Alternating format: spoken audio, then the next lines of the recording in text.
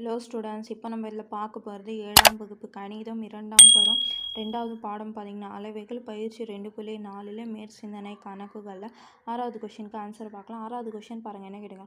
ஒரு வட்ட புல்வெளியை சுற்றி ஒரு வட்டப்பாதை அமைக்கப்பட உள்ளது. அந்த பாதையின் வெளிப்புற உட்புற சுற்றளவுகள் முறை 88 சென்டிமீட்டர் 44 சென்டிமீட்டர் எனில் அந்த நடைபாதையின் அகலத்தையும் பரப்பளவையும் காண்கன்னு கேட்குறாங்க. இது வெளிப்புற, இது உட்புறன்னு சொல்லியிருக்காங்க. அப்போ நம்ம கேபிட்டல் ஆர் ஸ்மால் ஆர்ன்னு எடுத்துக்கின்னு அதோட அகலம் கண்டுபிடிங்க. கேபிட்டல் ஆர் ஸ்மால் ஆர் கண்டுபிடிச்சிட்டு வர ஆன்சரை கேபிட்டல் ஆர்லேருந்து ஸ்மால் ஆரை கழிச்சிட்டிங்கன்னா அதுதான் அதோட அகலம்.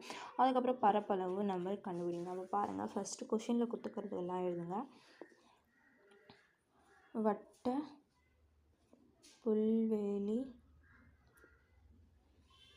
புல்வெளியில் வெளிப்புற சுற்றளவு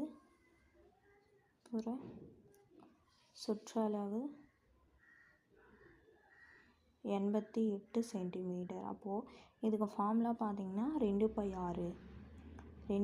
இது வெளிப்புறனா கேபிட்டல் ஆர்ன்னு எடுத்துக்கணும். அதனால் இது 88 சென்டிமீட்டர். அப்போ இது ஃபஸ்ட்டு சமன்பாடாக வச்சுக்கோங்க. அடுத்தது உட்புற சுற்றளவு எவ்வளோ சொல்லியிருக்காங்க, 44 சென்டிமீட்டர். அப்போது இதுக்கு ஃபார்முலா பார்த்திங்கன்னா 2π ஸ்மால் ஆர்ன்னு வரும். அப்போது இது 44 சென்டிமீட்டர். அப்போ இது 2வது சமன்பாடாக வச்சுக்கோங்க. அதுக்கப்புறம் பாருங்கள், ஃபஸ்ட்டு சமன்பாடு இலிருந்து இது 2πr 88 சென்டிமீட்டர். அப்போது 2 பெருக்கல் பைக்கு பதிலாக 22/7 பெருக்கல் capital R is equal to 88.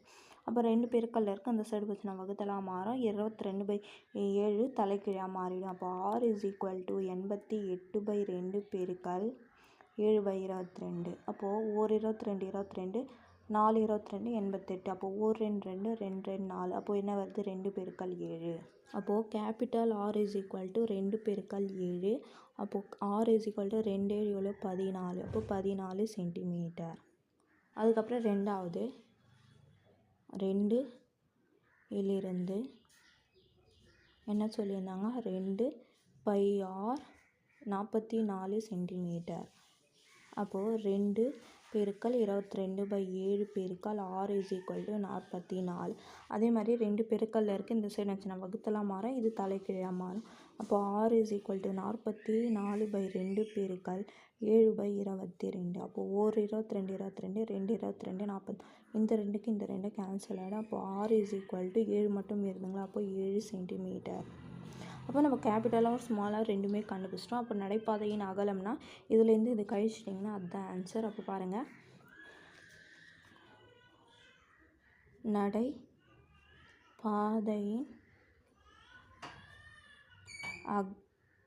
அகலம் is equal to capital R கழித்தல் ஸ்மால் ஆர் அலகுகள். அப்போ கேபிட்டல் ஆர் என்னது 14, ஸ்மால் ஆர் 7. அப்போது 14 7 போச்சுன்னா 7, அப்போ சென்டிமீட்டர். அப்போ இதோட அகலம் பார்த்திங்கன்னா 7 சென்டிமீட்டர். அதுக்கப்புறம் பரப்பளவு ஃபார்முலா. அப்போது வட்ட வடிவ நடைபாதையின் பரப்பளவு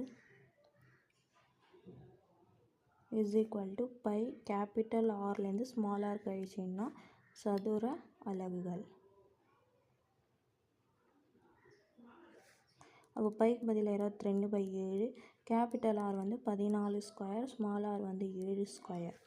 அப்போது 22/7 பெருக்கல் 14 பெருக்கல் 14 கழித்தல் 7 பெருக்கல் 7. அப்போது 22/7 பெருக்கல் 14 பெருக்கல் 14னா 4 நாள் 16, மீதி 1, 1 நாள் 4, கூட்டினீங்கன்னா 5, 4 1 4, 1 1 1, 6 9 1. அப்போ 196. அப்போது 196 கழித்தல் 7 49. 22/7 பெருக்கல் 196லேருந்து 49 போச்சுன்னா பாருங்கள், 6ல் 9 போவாங்க, கடன் வாங்கினா 16, 16ல் 9 போச்சுன்னா 7, இங்கே 8 இருக்கும், 8ல் 4 போச்சுன்னா 4, இங்கே 1. அப்போ 147. அப்போது 7ஆல் வகுத்திங்கன்னா 2 14 1 7 21 முறை வரும். அப்போ இது 2 பெருக்கணும். 22 பெருக்கல் 21. அப்போ இது பாருங்கள், 22 பெருக்கல் 21 பெருக்குனா 2 1 2 2 1 2 2 2 4 2 2 4. இப்போ 2 6 4. அப்போ 462. அப்போது 462 சென்டிமீட்டர் ஸ்கொயர். சதுர அலகுகள்னால் அதனால சென்டிமீட்டர் ஸ்கொயரில் வரும். அப்போ கடைசியாக என்ன, தேர்ஃபோர் வட்ட வடிவ நடைபாதையின் பரப்பளவு